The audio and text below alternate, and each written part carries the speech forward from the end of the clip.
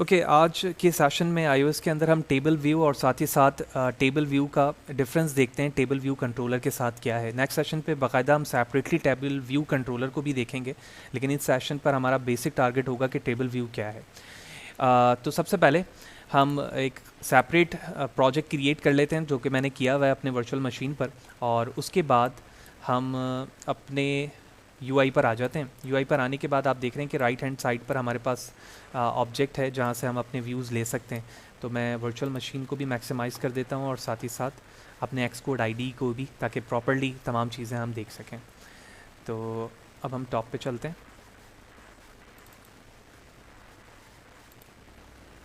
तो सबसे पहले अगर मैं UI की बात करूं तो हम यहाँ पर आएंगे और यहाँ से हम लेते हैं टेबल व्यू। तो आप देख रहे हैं टेबल व्यू कंट्रोलर भी है और ये रहा टेबल व्यू भी। तो टेबल व्यू कंट्रोलर के हवाले से फर्दर बात करेंगे अभी आगे जाकर। तो टेबल व्यू पे लिखा हुआ है display data in a list of plain sectioned और ग्रुप ड्रॉज, यानी आप कोई सेक्शन वे पर टेबल रिकॉर्ड्स इसमें डिस्प्ले करवाना चाहते हैं तो उसके लिए आप टेबल व्यू का इस्तेमाल करेंगे। तो मैंने टेबल व्यू को यहाँ पर डिस्प्ले किया।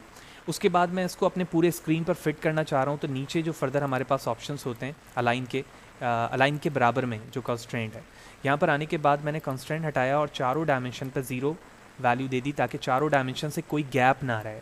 ठीक है, एज लाइक दिस। और उसके बाद मैंने उसे ऐड करवा दिया। तो आप देख रहे हैं कि पूरे डायमेंशन पर ये फिक्स हो चुका है। इसके बाद आप इसकी प्रॉपर्टीज़ पे जाओ और प्रॉपर्टीज़ पे जाने के बाद यहाँ से प्रोटोटाइप सेल जो यहाँ पे लिखा हुआ है इसको आपने 1 कर देना है, ताकि एक प्रोटोटाइप सेल जो है हेडिंग ऊपर टॉप पे बन जाए। आप मल्टीपल बना सकते हैं। उसके बाद आप जब इस पर क्लिक करोगे तो यहाँ पर आइडेंटिफायर लिखा हुआ है। आइडेंटिफायर का मतलब ये है कि जब मैं बैक हैंड लॉजिक के ज़रिए से अपने टेक्स्ट डेटा को इस पर शो करवाऊँगा तो किस आइडेंटिफायर नेम के ज़रिए से करवाऊँगा, वो इसको आपने नाम देना है।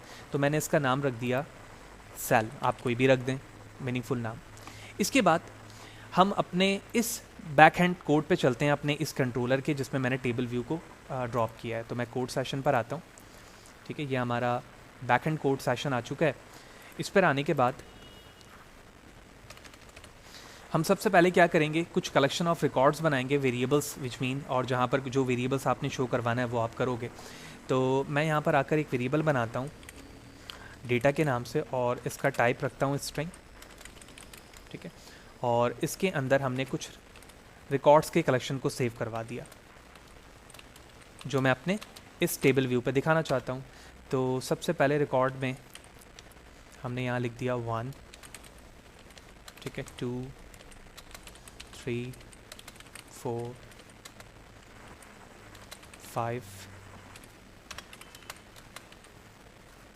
6, वट जितने भी आप रिकॉर्ड दिखाना चाहते हैं उतने नंबर्स आप यहाँ पे लिखोगे।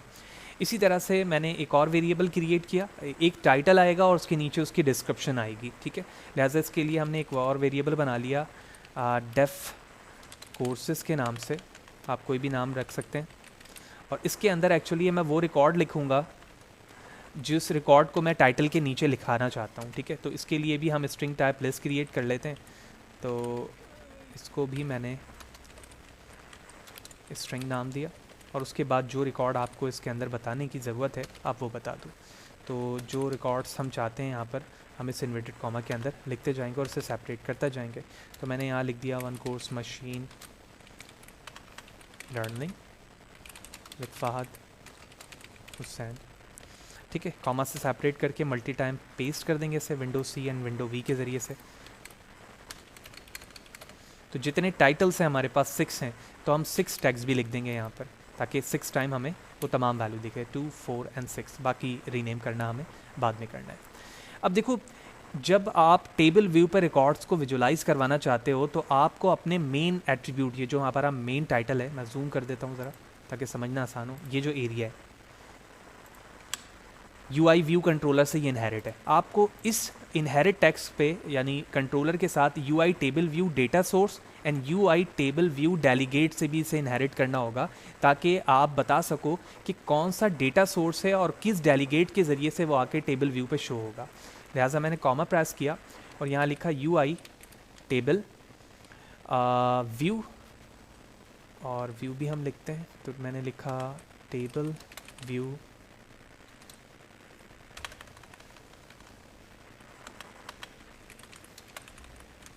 ठीक है। तो जैसे मैंने डी लिखा तो आप देख रहे हैं दोनों चीज़ें आ गई, डेटा सोर्स भी आ गया और डेलीगेट्स भी। तो हमने पहले लिया delegates, I mean data source, और उसके बाद मैं लूँगा UI टेबल व्यू, और उसके बाद मैंने लिखा है यहाँ पर डेलीगेट्स, दैट्स इट। ठीक है। अब डेलीगेट्स के अंदर या डेटा सोर्स के अंदर कुछ फर्दर मेथड्स हैं, उन मेथड्स के ज़रिए से हम अपने टेक्स्ट को, टाइटल को अपने टेबल व्यू पर सेट करते हैं। वो सारी चीज़ें अभी हमें आहिस्ता आहिस्ता समझ में आएंगी। अगर आप इस डेटा सोर्स या UI टेबल व्यू डेलीगेट्स पर कंट्रोल प्रेस करके या अल्ट प्रेस करके क्लिक करोगे तो इसके फर्दर मेथड्स आपको दिखना शुरू हो जाएंगे। ठीक है, कि जो इसमें मेथड्स मौजूद हैं। तो हम दो मेथड्स को यहाँ पर इस्तेमाल करेंगे, जिसके ज़रिए से मैं सबसे पहले अपने टेबल व्यू के रिकॉर्ड्स को फैच करवा सकूँगा और उसमें जितने रिकॉर्ड्स मौजूद हैं उन्हें डिस्प्ले करवा सकूँगा। तो सबसे पहले मैं यहाँ पर आता हूँ और इस जगह पर आने के बाद हमने लिखा फंक्शन पब्लिक के साथ, तो मैंने लिखा पब्लिक फंक्शन। और फंक्शन लिखने के बाद जैसे ही आप यहाँ पर टेबल व्यू लिखोगे तो टेबल व्यू के डिफरेंट ओवरलोड मेथड्स दिखना शुरू होंगे। तो इसमें से सबसे पहले हमें जो मेथड लेना है वो number of rows in section लेना है। तो अगर आप नीचे की तरफ आओ तो ये लिखा हुआ है number of rows in section, यानी आप कितने नंबर ऑफ़ रॉज दिखाना चाहते हैं अपने टेबल व्यू में। तो ऊपर मैंने दो वेरिएबल्स बनाए हैं, एक डेटा के नाम से, एक डेफ कोर्सेज के नाम से। जो एक्चुअली डेटा है वो मेरे नंबर ऑफ़ रॉज हैं और रॉज के अंदर कितनी वैल्यूज़ कौन कौन सी आएंगी वो डेफ कोर्सेज में लिखा हुआ है। तो मैंने सबसे पहले तो इस मेथड को इनेबल किया, इसकी बॉडी बन गई। मैं ज़रा प्रॉपर्ली इसे दिखाता हूँ। ठीक है, ये इसका मेथड बन गया, ये पहला मेथड हो गया। इस पहले मेथड के कोड के अंदर जाकर हमें इस डेटा के काउंट को बताना है ताकि इसका रिटर्न वैल्यू पता चल जाए कि बनाने का मकसद क्या है, number of rows in section कितने आने चाहिए। तो मैंने कोड पे जाके लिखा भाई रिटर्न कर दो उस वेरिएबल के काउंट को जो मैंने डेटा के नाम से बनाया। तो मैंने लिखा data dot count, that's it. ये इस मेथड की जिम्मेदारी हो गई। इसी तरह से हम एक और मेथड बनाते हैं पब्लिक फन, जिसका मतलब ये होगा, जिस फंक्शन को मैं यहाँ पे कॉल करना चाह रहा हूँ उसकी वजह ये है कि डेटा और डेटा कोर्सेज को यूज़ करते हुए तमाम टेक्स्ट को टेबल व्यू में विजुलाइज करो। ठीक है, तो लिहाजा इसके लिए जो मेथड में हम यहाँ पर कॉल करेंगे वो सेल फॉर रॉ एट है। तो नीचे की तरफ आएंगे हम,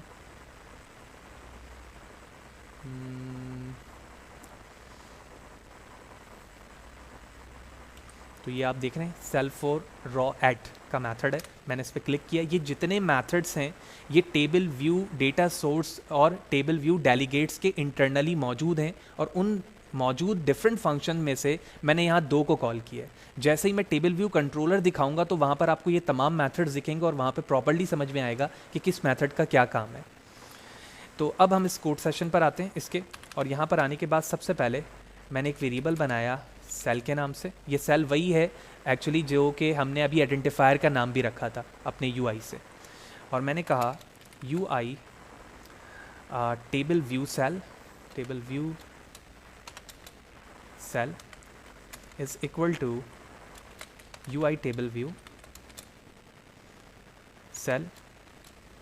अगर आप ब्रैकेट स्टार्ट करके कंट्रोल के साथ स्पेस देंगे तो इसके डिफरेंट आपको पैरामीटर्स दिखने शुरू होंगे, जो कि हम सेकंड वाला लेंगे यहाँ पर। तो सबसे पहले यहाँ पर है स्टाइल। तो स्टाइल हम क्या इस्तेमाल कर रहे हैं, UI table view cell style subtitle, जो भी आप हेडिंग देना चाहते हैं। तो यहाँ पर स्टाइल के बाद आने के मैंने डॉट प्रेस किया, तो UI table view cell style dot subtitle, जो भी आप सब टाइटल बनाना चाहते हो वो बताओगे। उसके बाद है रीयूज़ आइडेंटिफायर। तो कौन सा एरिया है जो बार बार रीयूज़ होगा, वो मेरा वेरिएबल होगा माई सेल। तो मैंने इसकी जगह लिख दिया इन्वर्टेड कॉमा माई सेल। तो पहला वेरिएबल सेल के नाम से रेडी हो चुका है। उसके बाद मैं नेक्स्ट लाइन पर आता हूँ और यहाँ पर आने के बाद मैंने वेरिएबल सेल को कॉल किया और यहाँ पर हम कॉल करेंगे text label. Text label dot text equal to data. अब देखो मैंने स्टार्टिंग पे जिक्र किया था कि हम दो वेरिएबल इसलिए बना रहे हैं ताकि अपने टेबल व्यू में एक टाइटल दूं और टाइटल के नीचे वो हेडिंग दूं जो डेफ कोर्सेज में। तो इस वक्त टेक्स्ट लेबल लिखा है, इसका मतलब है कि टाइटल के लिए इस्तेमाल हो रहा है। तो टाइटल के अंदर डेटा वेरिएबल का नाम था जिसके अंदर 1 2 3 4 5 एंड 6 नंबर्स स्ट्रिंग में लिखे हुए हैं। तो मैं इनको कॉल करने के लिए कॉल करूँगा इंडेक्स पाथ डॉट रॉज। तो रॉ के ज़रिए से वो तमाम वैल्यूज़ यहाँ पर फैच हो जाएंगी। जिस तरह से मैंने रॉ को कॉल किया है, अब मैं इसी तरह से डिटेल टेक्स्ट को भी कॉल करूँगा। डिटेल टेक्स्ट का मतलब है machine learning with Fahadh Hussain के नाम से जो हेडिंग्स बनाई हुई है मैंने। अब मैंने लिखा cell dot detail text label dot text, और उसके बाद हम यहाँ पर अपने वेरिएबल को कॉल करेंगे, तो वो है डेफ कोर्सेस, और बिल्कुल उसी फॉर्म पर हम यहाँ पे लिख देंगे इंडेक्स पाथ डॉट रॉ। तो दोनों चीज़ें सेट हो गई इस मेथड के अंदर। अब हमें क्या करना है, इसी सेल को रिटर्न कर देना है, तो मैंने लिखा रिटर्न सेल, दैट्स इट। तो ओवरऑल जो पहला मेथड था जो यहाँ पर मौजूद था, उस मेथड के अंदर आपने टेबल व्यू का काउंट बताया, और दूसरे के अंदर आप बता रहे हो कि हर एक टेक्स्ट सेल के अंदर एक्चुअली टेक्स्ट आएगा कहाँ से। तो उसके लिए हमने यूआई टेबल व्यू से स्टाइलिंग बताई, लेबल टेक्स्ट और डिटेल टेक्स्ट बताया, और उसके बाद उसी को रिटर्न करवा दिया। तो ये दो मेथड्स इन बेसिक क्लासेस के थे जो हमने अपने व्यू कंट्रोलर से इनहेरिट करके इन दोनों को यूज़ करके इस पर पास करवाया हुआ है। तो अब हमारा लॉजिकली व्यू एक छोटी एग्जांपल के साथ रेडी हो चुका है। अब मैं अपने सिमुलेटर को ऑफ करके दोबारा ऑन करता हूँ और देखता हूँ कि क्या मीनिंगफुल मैनर पे ये सारी चीज़ें शो हो रही हैं या नहीं। Let's see. ओके, हमारा आउटपुट नहीं आ रहा है। इसकी वजह ये है कि एक चीज़ हमसे मिस हो गई, और वो मिस क्या चीज़ है हम उसे समझते हैं। तो मैं अपने एक्स कोड पे वापस आता हूँ। वापस आने के बाद हमें एक कॉन्सेप्ट ये समझना है कि जो वेरिएबल्स हमने यहाँ पर सोर्स के लिए या सेल के लिए इस्तेमाल किया है, वो इस वक्त खुद ये हमारा जो टेबल है टेक्स्ट व्यू वो खुद है, यानी वो सोर्स भी वही है, डेस्टिनेशन भी वही है, यानी कहीं और से वैल्यू उठकर नहीं आ रही है, इसी के बैक हैंड पे वैल्यू लिखी है और वो यहाँ पर डिस्प्ले हो रही है। अगर आप अपने इस व्यू पे क्लिक करो और उसके बाद इस कॉर्नर पे जाकर इस एरो की पे देखो, तो यहाँ पर कोई वेरिएबल्स नहीं है इसके, ठीक है। जाहिर सी बात है, जब वेरिएबल सोर्स ही नहीं है तो हम वैल्यू को कहाँ डिस्प्ले करा रहे हैं। और टॉप पर तुम आउटलेट पे देख रहे हो डेटा सोर्स और डेलीगेट लिखा हुआ है। ये डेटा सोर्स और डेलीगेट वही है जिन दोनों को मैंने अपने व्यू कंट्रोलर से इनहेरिट किया हुआ है। लिहाजा इसके लिए आप अपने इस टेबल व्यू को ड्रैग करते हुए अपने कंट्रोलर पर क्लिक करोगे। ये आप देख रहे हो यहाँ पर मैंने टेबल व्यू को ड्रैग किया राइट हैंड साइड से और व्यू कंट्रोलर पे जाके रिलीज किया। तो पहला ऑप्शन आ रहा है डेटा सोर्स, मैं इस पर क्लिक कर दूंगा, दोबारा इसी पे क्लिक करूंगा और उसके बाद दोबारा ड्रैग करके इस एरो पे लेके जाऊंगा और अब मैं लूंगा यहाँ से डेलीगेट, ठीक है। दोनों चीज़ें हो गई। और अब आप देख रहे हो कि जो फंक्शन यहाँ पर प्रॉपर्ली पहले मौजूद नहीं थे, अब डेटा सोर्स और टारगेट के साथ डेलीगेट के साथ आ चुके हैं। तो ये चीज़ हमने मिस की हुई थी। यही वजह है कि ये दोनों फंक्शनैलिटीज़ ना होने की वजह से उसे ये नहीं समझ में आ रहा कि ये दोनों चीज़ों को तुम जो इस्तेमाल कर रहे हो वो पास एक्चुअली करवाओगे कहाँ पर व्यू पे, तो वो हम यहाँ पे करवा रहे हैं। अब दोबारा हम रन करते हैं और जैसे ही हमने रन किया आप देख रहे हैं कि सक्सेसफुली हमारा रिकॉर्ड यहाँ पर इस टेबल व्यू पे आ चुका है। देख रहे हो टाइटल और मेन डिटेल। इसके अंदर आप इसको ड्रैग भी कर सकते हो। देखो जब मैं ड्रैग कर रहा हूँ ना अप एंड डाउन, तो इसमें लाइंस आ रही हैं। आप अगर बगौर देखो तो आप, तो ये टेबल व्यू की खासियत है कि ये आपके पूरे रिकॉर्ड को ये फीचर देता है और इस तरह से स्क्रॉल करते जाओगे रिकॉर्ड रिपीट होते जाएंगे, ठीक है। नंबर ऑफ रिपीट्स के नाम से भी एक मेथड मौजूद है जो अभी जब मैं separately table view controller add करवाऊंगा ना, तो वहाँ पर ये बात भी हमें समझ में आ जाएगी कि डेटा सोर्स और डेलीगेट का इस्तेमाल करने की वजह क्या थी और उसके ज़रिए से काम यहाँ पर किस तरह से हो रहा है। तो पहली चीज़ यहाँ पर हमने मीनिंगफुल मैनर पे समझी कि actually delegates I mean table view है क्या चीज़ और किस तरह से हमारे डेटा को एक मीनिंगफुल मैनर पर शो कर रहा होता है, जहाँ पर आप अपने डेटा को एक टेबुलर फॉर्म पर लाकर यहाँ पर शो करवा सकते हैं। अब दूसरी चीज़ ये है कि जब भी आप कोई मीनिंगफुल व्यू को सर्च करते हो ना एक्स कोड के अंदर, जैसे यहाँ पे टेबल व्यू था, इसी तरह से मैं कलेक्शन पे जाता हूँ अगर, तो आप देख रहे हो कलेक्शन व्यू के नाम से भी एक व्यू मौजूद है। इसमें कलेक्शन व्यू भी मौजूद है और कलेक्शन व्यू कंट्रोलर भी मौजूद है। इसी तरह से अभी हमने टेबल व्यू देखा तो टेबल व्यू भी मौजूद है, टेबल व्यू कंट्रोलर भी मौजूद है।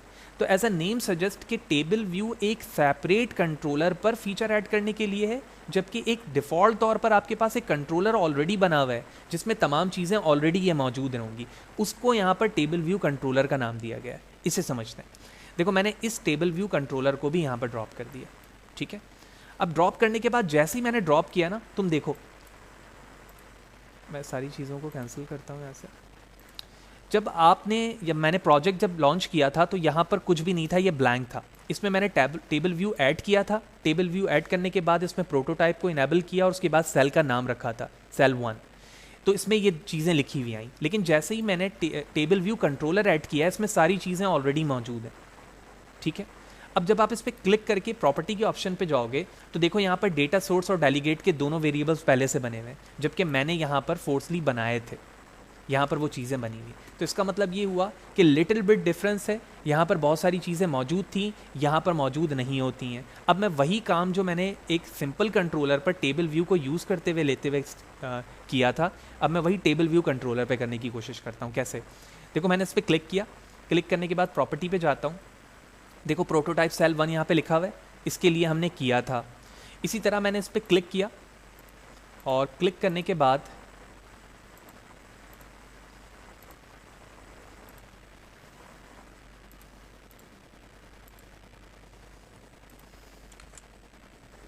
तो हम इस पर क्लिक करते हैं और क्लिक करने के बाद नीचे आप देख रहे हो यहाँ पर इस प्रॉपर्टी में अगर जाओ तो मैं इस पर क्लिक करके ना, जिस तरह से मैं अभी गया था ये, तो यहाँ पर आइडेंटिफायर लिखा आ रहा है और इसके लिए मैंने आइडेंटिफायर का नाम सेल रखा था, तो मैंने इसके आइडेंटिफायर का नाम CELL1 रख दिया। आप कोई भी मीनिंगफुल नाम रख सकते हैं जिसके ज़रिए से आप अपने टेक्स्ट को यहाँ पर पास करवाओगे। यानी पहले जो काम टेबल व्यू के लिए मैंने किया था वो तमाम मैं इसके लिए कर चुका हूँ। अब मुझे क्या करना है, अब बैक हैंड क्लास के लिए या बैक हैंड कोड के लिए अभी हमें मुझे एक टेबल व्यू कंट्रोलर ऐड करवाना होगा। यानी जिस तरह से प्रीवियसली सेशन पे जब मैं एक सिंपल व्यू लिया करता था तो एक simple view controller back hand class पर ऐड करवाता था डॉट स्विफ्ट के लिए। अब मैंने जो कंट्रोलर लिया है उसका नाम ही टेबल व्यू कंट्रोलर है, लिहाजा उसकी बैक हैंड की जो क्लास बनेगी वो भी टेबल व्यू कंट्रोलर के लिए बनेगी। लिहाजा मैंने कंट्रोलर पर क्लिक किया, फाइल पर गया, न्यू फाइल, और फाइल हम यहाँ पर कोका टच क्लास लेंगे, नेक्स्ट किया। नेक्स्ट करने के बाद यहाँ देखो लिखा हुआ UI व्यू कंट्रोलर, लेकिन मैंने व्यू कंट्रोलर नहीं लिया है बल्कि टेबल व्यू कंट्रोलर लिया है, वो चूज़ किया मैंने और इसका नाम रख दिया मैंने यहाँ पर सेकंड, और साथ ही साथ इस नाम को हमने यहाँ से विंडो C के साथ कॉपी करके नेक्स्ट कर दिया। नेक्स्ट करोगे ये डिज़ायर्ड फोल्डर पूछ रहा है कि इसी फोल्डर में जिसमें आपका प्रोजेक्ट है आप बनाना चाहते हो, मैंने कहा हाँ, और उसके बाद मैंने इसे सेव कर दिया। आप देख रहे हैं इसकी क्लास यहाँ पर बन चुकी है। जैसे इसकी क्लास बनी, सबसे पहले देखो इसमें वो मेथड आ गया जो हमने सबसे पहले बनाया था, ठीक है। और इससे पहले एक और मेथड यहाँ पर आ रहा है जो नंबर ऑफ सेक्शन को जाहिर कर रहा है, यानी जो टेक्स्ट तुम अपने व्यू में दिखाना चाहते हो उनका काउंट कितना होना चाहिए। यहाँ 0 है, अगर मैं 1 लिखूंगा तो वन टाइम पूरे टेक्स्ट लेबल और डिटेल लेबल जो था वो दोनों 1 टाइम आएगा। 5 लिख दूंगा, 5 दफ़ा वो वैल्यू रिपीट हो जाएगी। किस तरह से होगी वो तीसरे इस मेथड में जो हम ऑलरेडी कर चुके हैं। फिर उसके बाद कंडीशनल एडिटिंग है, अगर टेबल व्यू पे आप कंडीशनल एडिटिंग करना चाहते हो उसका मेथड यहाँ मौजूद है। सपोर्ट कोई एडिटिंग करना चाहते हो टेबल व्यू पे वो है। ये सारे कमेंट हुए हैं, तो अकॉर्डिंग टू द रिक्वायरमेंट इसे आप अनकमेंट करेंगे और अपने रिक्वायरमेंट के मुताबिक इसके अंदर टेक्स्ट को ऐड करेंगे, जो हम नेक्स्ट सेशन पे जाकर तफसीलन देखेंगे कि सिर्फ व्यू कंट्रोलर के ज़रिए से हम किस तरह से फर्दर वर्क कर सकते हैं। लेकिन इस वक्त हम सिर्फ उस काम को रिपीट करके यहाँ देख रहे हैं। लिहाजा ये चीज़ ऐड हो गई। ऐड होने के बाद मैं UI पे वापस चलता हूँ यहीं से, और अब जो सेकंड व्यू हमारा कंट्रोलर है ना, विच मीन दिस वन, इस पे क्लिक करने के बाद आप प्रॉपर्टी पे जाओगे और इस क्लास से यहाँ पर वही चीज़ ऐड कराओगे, सेकंड व्यू कंट्रोलर। क्यों? क्योंकि वो व्यू कंट्रोलर इसके लिए रिजर्व्ड है, बनाया मैंने इसको ऐड किया और इसकी ID पे भी वही नाम रख दिया जो इसका है। That's it. ये करने के बाद हम इसके पहले वाले के बैक हैंड कोड पे जाते हैं। पहले वाले के बैक हैंड पे जितना भी मैंने कोड किया था ना, विच मीन पहले हमने वेरिएबल किया था ये, तो वो मैंने यहाँ से विंडो C के साथ कॉपी किया, ठीक है। और उसके बाद पहले वाले से दूसरे वाले बैक हैंड कोड पे जाता हूँ। ये देखो यहाँ पर आ चुका हूँ, ये लिखा आ रहा है सेकंड व्यू कंट्रोलर, और यहाँ पर जाने के बाद मैंने यहाँ पर विंडो V के साथ पेस्ट कर दिया। उसके बाद ये पहला मेथड लिखा हुआ है नंबर ऑफ सेक्शन, तो मैंने कहा भाई एक दफ़ा चाहिए मुझे। उसके बाद यहाँ पर आपको याद होगा हमने रिटर्न करवाया था डेटा डॉट काउंट, वो मैंने कर लिया, ठीक है, एंटर प्रेस किया। उसके बाद तीसरा मेथड था जहाँ पर हम सेल रॉ काउंट कर रहे थे कि किस तरह से वैल्यूज़ डिस्प्ले होंगी, तो मैं इसे अनकमेंट करता हूँ,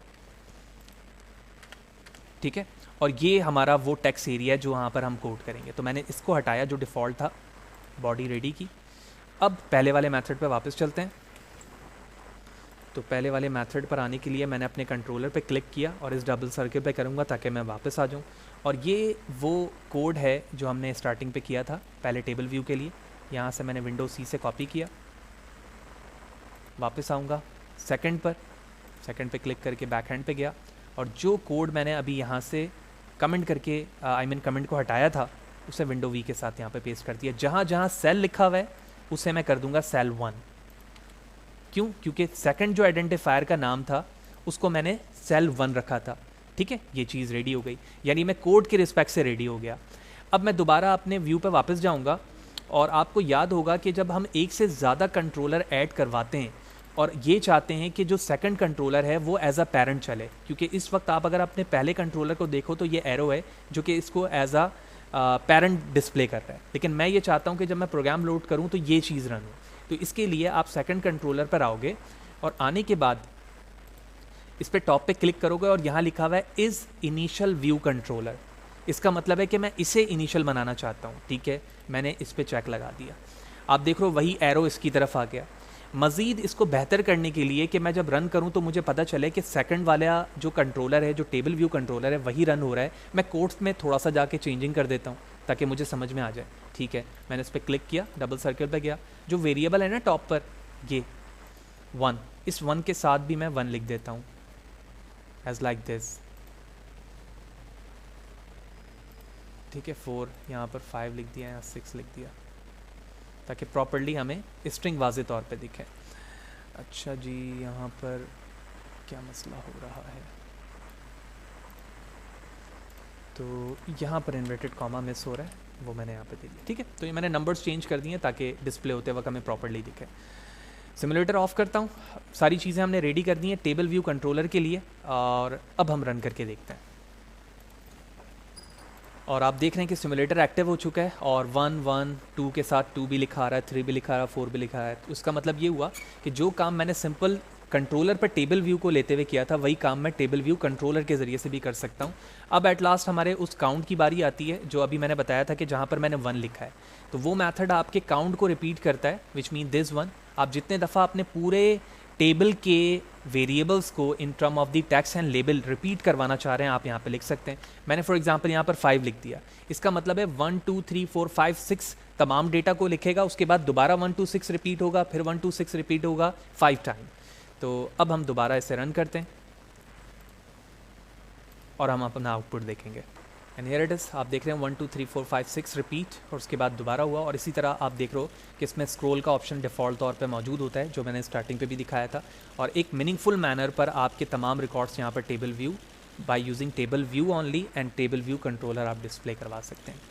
तो मीनिंगफुल अगर आप इसकी एग्जांपल देखें जो प्रोफेशनली आपके iOS एप्लीकेशन पर यूज़ होती है, वो कुछ इस स्नैप पर हो सकती है, जहाँ पर आप कॉन्टैक्ट वाइज सर्च करवाते हैं, नीचे टेबल व्यू पर डिफरेंट रिकॉर्ड्स को करवा रहे होते हैं, या फिर आपकी एप्लीकेशन पर वो चीज़ें शो हो रही होती हैं, और आप ऊपर सर्च पे जैसे ही क्लिक करेंगे नीचे रिकॉर्ड फिल्टर्स होकर आ जाएंगे। ठीक है, इसी तरह सेटिंग्स पे फर्दर ऑप्शंस आ रहे होते हैं, लॉगिन साइनअप के भी फर्दर ऐसे ऑप्शंस आ रहे होते हैं, रिकॉर्ड नीचे की तरफ आ रहे होते हैं, तो उसको आप टेबल व्यू या टेबल व्यू कंट्रोलर के ज़रिए से हैंडल कर रहे होते हैं। नेक्स्ट सेशन पे जाएंगे तो देखेंगे कि टेबल व्यू कंट्रोलर को प्रोफेशनली हम एक व्यू से दूसरे व्यू पे जंप करते हुए कैसे अपने डेटा को हैंडल कर सकेंगे।